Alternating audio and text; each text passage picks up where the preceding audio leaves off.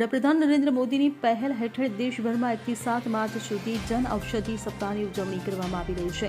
આ યોજના અંતર્ગત નાગરિકોને સસ્તી અને ગુણવત્તાયુક્ત દવાઓ પૂરી પાડવામાં આવે છે. દેશભરમાં 15,000થી વધુ જન ઔષધિ કેન્દ્રો કાર્યરત છે.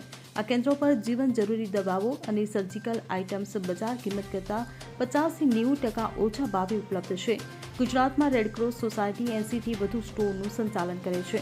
ત્યારે અંબાજી સિવિલ હોસ્પિટલ કેમ્પસમાં વિશેષ હેલ્થ કેમ્પનું આયોજન કરવામાં આવ્યું હતું. આ કેમ્પમાં અંબાજી મંદિરના 325થી વધુ કર્મચારીઓનું વિવિધ પ્રકારનું હેલ્થ ચેકઅપ કરવામાં આવ્યું હતું. કેમ્પમાં જન ઔષધિની દવાઓ, ન્યુટ્રાસ્યુટિકલ પ્રોડક્ટ્સ અને સર્જિકલ સામગ્રી અંગે માહિતી આપવામાં આવી હતી.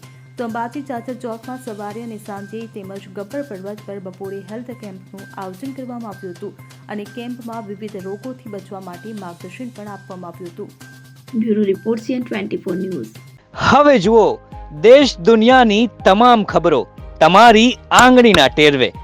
ઉઠાવો મોબાઈલ અને Google Play Store પરથી ડાઉનલોડ કરો અમારી CN24 ન્યૂઝ મોબાઈલ એપ.